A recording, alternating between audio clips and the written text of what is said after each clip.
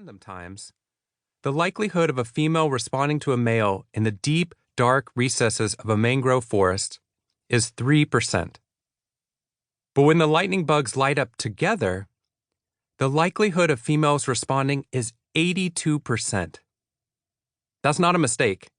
The success rate increased by 79 percentage points when flashing as an interconnected community rather than as individuals.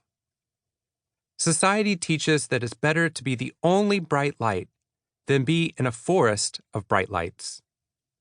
After all, isn't that the way we think about success in our schools and companies? We want to graduate at the top of our class, get the job at the best company, and be chosen to work on the most coveted project. We want our child to be the smartest kid at school, the most popular kid on the block, the fastest kid on the team.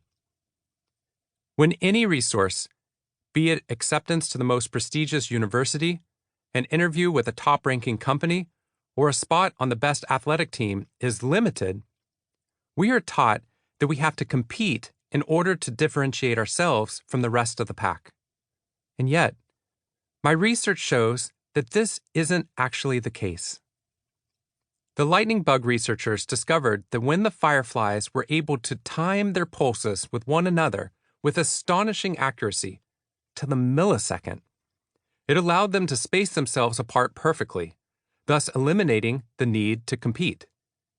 In the same way, when we help others become better, we can actually increase the available opportunities instead of vying for them. Like the lightning bugs, once we learn to coordinate and collaborate with those around us, we all begin to shine brighter, both individually and as an ecosystem. But pause to think for a moment.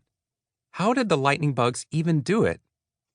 How did they all coordinate their flashing lights so perfectly, especially given their limited visibility and vision? Researchers Morello and Strogatz from Boston College and MIT found in the Journal of Applied Mathematics that amazingly, the fireflies do not have to see everybody to create coordinated action. So long as no group of fireflies is completely out of sight of any other group, they can sync up with one another's rhythms.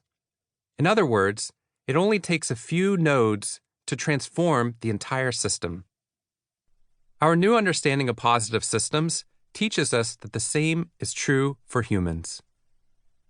As you will discover in this book, by becoming a positive node in your workplace, company, or community, and helping those around you improve their creativity, their productivity, their abilities, their performance, and more, you are not only helping the group become better, you are exponentially increasing your own potential for success. There's one final important detail to this intriguing story.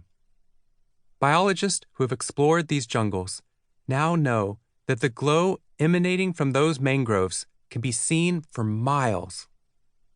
This means it is even easier for other fireflies to find their way to the light. So the brighter it shines, the more newcomers join and add their light. This is true just as much for humans as it is for fireflies. The more you help people find their light, the brighter you both will shine. The power of others. When George Lucas originally wrote the script to the billion-dollar Star Wars franchise, the most iconic line in movie history, "May the Force be with you," was not in it.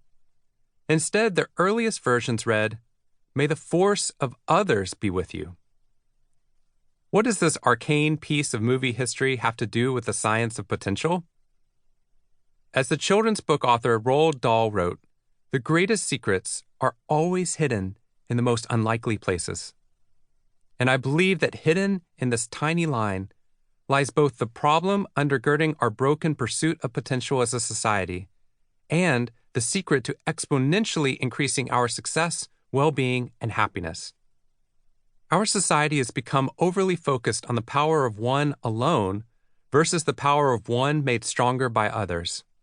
Of course, Hollywood glorifies individual superstars. Where else are the streets literally paved with their names? But when we adopt this script in our companies and schools, focusing only on individual achievement and eliminating others from the